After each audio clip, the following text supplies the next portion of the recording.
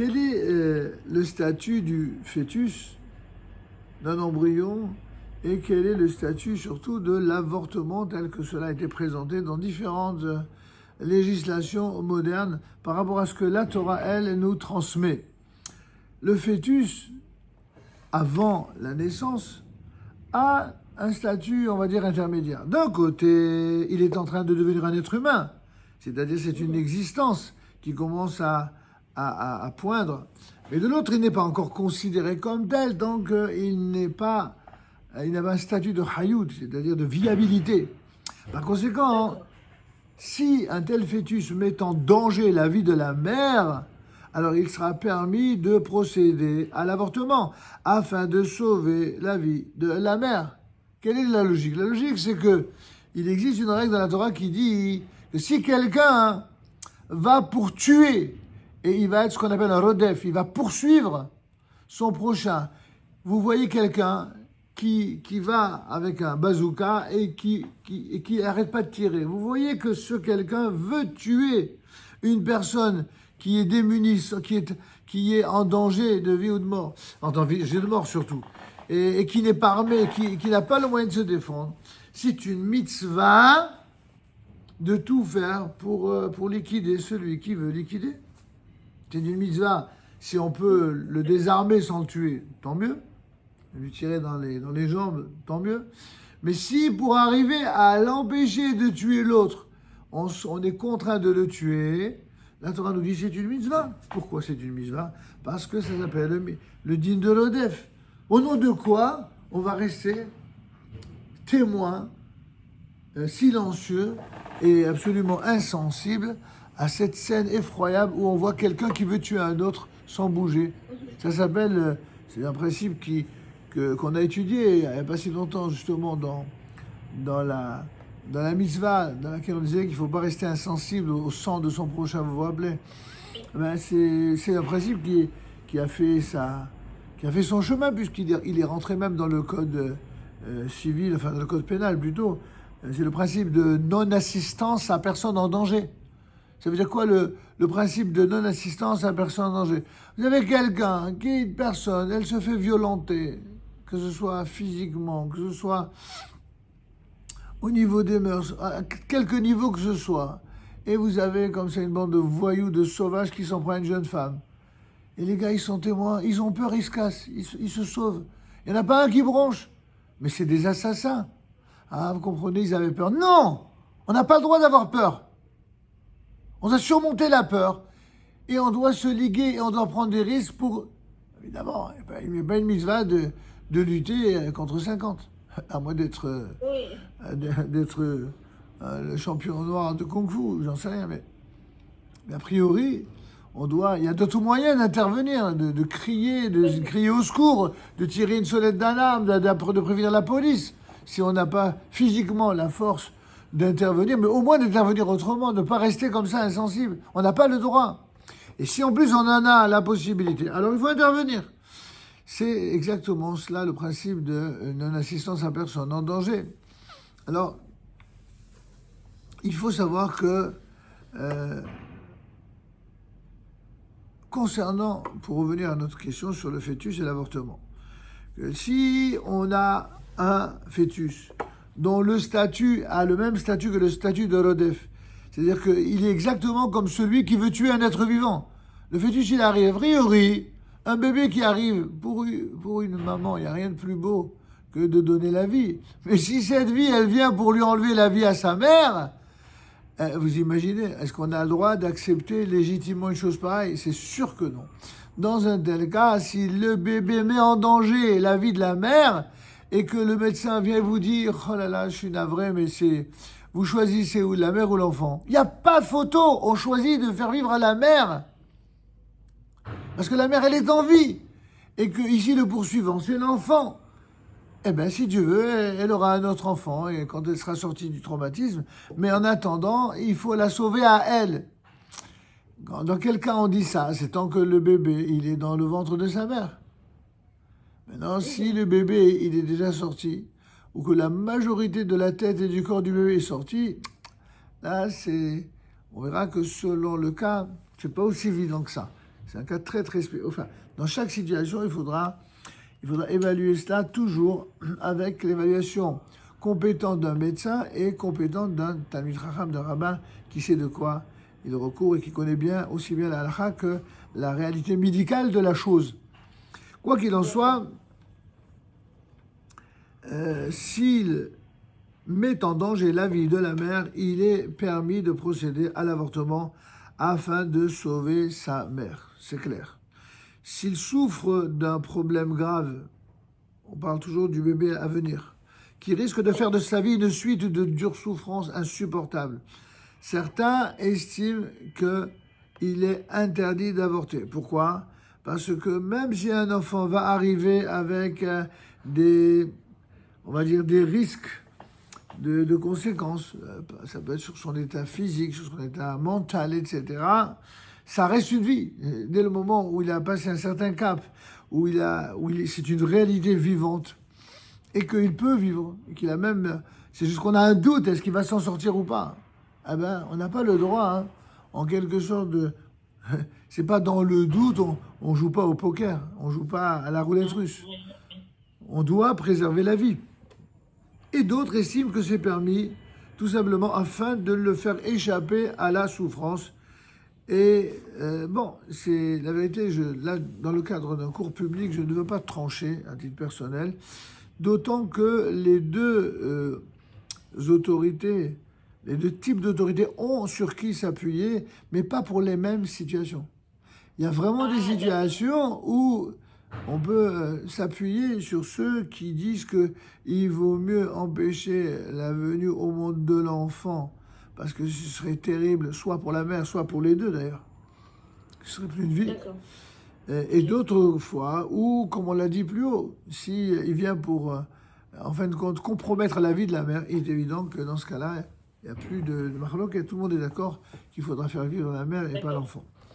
Et puisque ce sujet est si complexe, il est d'usage, quand la question à Dieu ne plaise, la question se pose évidemment de prendre conseil auprès d'un rabbin compétent sur le sujet, avec évidemment le corps médical qui réfléchit avec lui.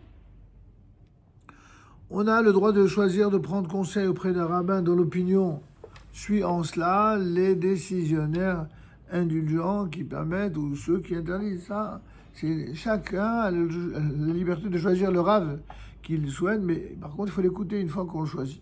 Lorsque le fœtus ne souffre pas de graves problèmes de nature à faire de sa vie une vie insupportable, invivable ou une suite de grandes souffrances, eh bien dans ce cas-là précis, tous les décisionnaires s'accordent à dire qu'il sera strictement interdit d'avorter. Il n'existe pas de cette conception moderniste selon laquelle il y aurait une légitimité pseudo-morale à avorter pour des raisons de confort. Oui, c'est-à-dire, oui, mais je suis trop jeune, je peux pas être mère à mon âge. Mais ma chère, il fallait y penser avant de mettre au monde l'enfant. C'est trop facile. On ne peut pas se débarrasser d'un problème parce qu'on a été léger. Et même une jeune femme, alors évidemment, si c'est une jeune fille qui est très très jeune, qui a moins de 12 ans et qui aurait été violentée, etc., il y a des raisons, des questions à se poser, et peut-être que des grands décisionnaires seront habilités à trancher autrement. Mais a priori, une jeune femme qui tombe enceinte, et que l'enfant il vit normalement, même si elle est jeune, elle doit assumer la grossesse. Ce ne sera pas facile, ce sera très difficile. Mais enfin, qu'est-ce qui vous a fait ce bébé ? C'est une vie. Il y a des gens qui font un cinéma pas possible pour un animal, et je sais si la vie animale doit être aussi respectée. Mais tout d'un coup, ces mêmes personnes qui font un cinéma pas possible pour la vie animale, quand il s'agit de la vie d'un bébé, ils considèrent comme si c'était rien. Pour vous dire un petit peu le paradoxe et l'esprit incroyable de contradiction chez certains, tellement ils sont égoïstes, égocentriques. Ce qui compte, c'est leur confort, leur plaisir, l'idolâtrie du moi.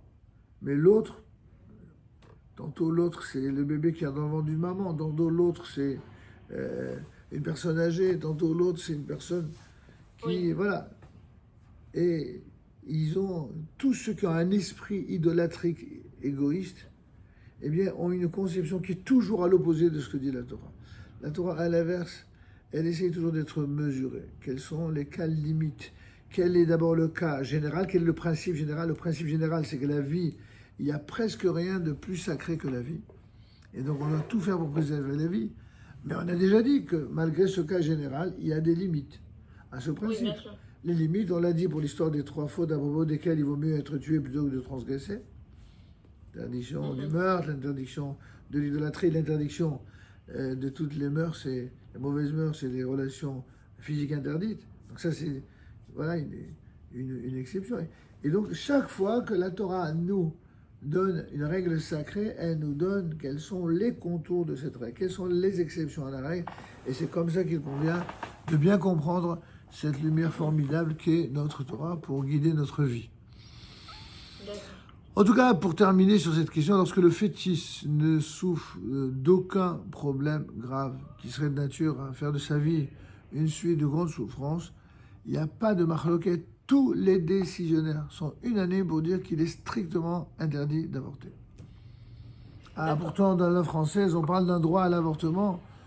Alors, je ne connais pas les détails de cette loi, dans la loi française, mais il va de soi que même chez ceux comme Simone Veil, qui avait été à l'origine de l'édiction de cette loi et du vote de cette loi, bien sûr que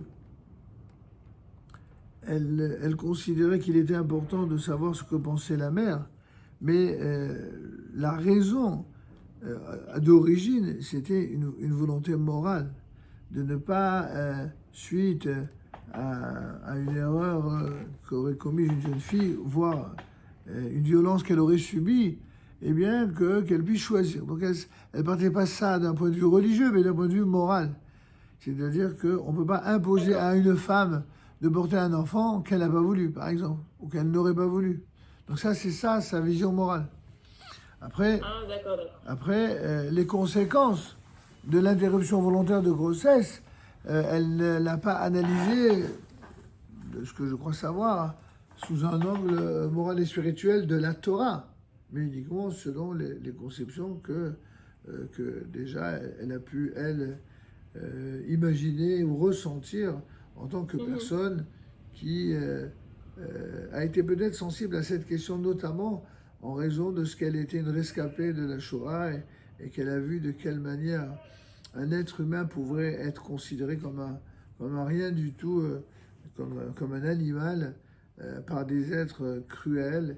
Et donc, ça a peut-être produit une sorte de traumatisme au point que, voilà, il y a une transposition des fois même inattendue, étonnante, parce qu'au contraire, quand on a souffert des mauvais traitements, on se dit que justement, il faut encore plus respecter et préserver la vie qu'un autre.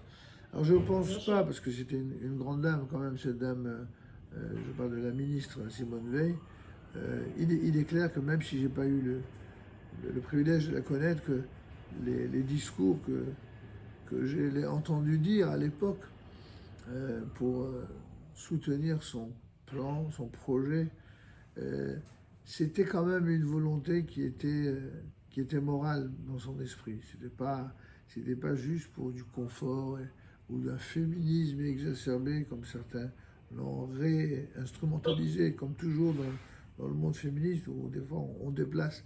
Au départ, il y a une idée qui est positive, puis après on la réoriente sur quelque chose de moins avouable, de moins moral. Bon, c'est une autre question. C'est pas notre propos, en tout cas. La réponse, elle est claire.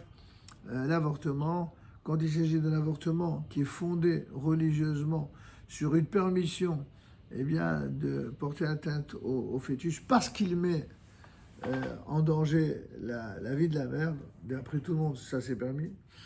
Quand il met pas en danger la vie de la mère, mais qui pourrait tout simplement mourir dès la naissance parce qu'il y a des lésions qui sont vues, n'est-ce pas, dans l'échographie, même dans le cerveau, etc. Alors il y a un partage d'opinion. Certains penchent pour permettre, d'autres interdisent. Puis enfin, d'après tout le monde, hein, c'est vraiment la synthèse, ceux qui voudraient procéder à un avortement pour du simple confort, pour être tranquille, pour se débarrasser d'un enfant qui n'aurait pas été voulu. Ça, si le fœtus est normal et qu'il est en bonne santé, c'est strictement interdit. D'accord. Voilà.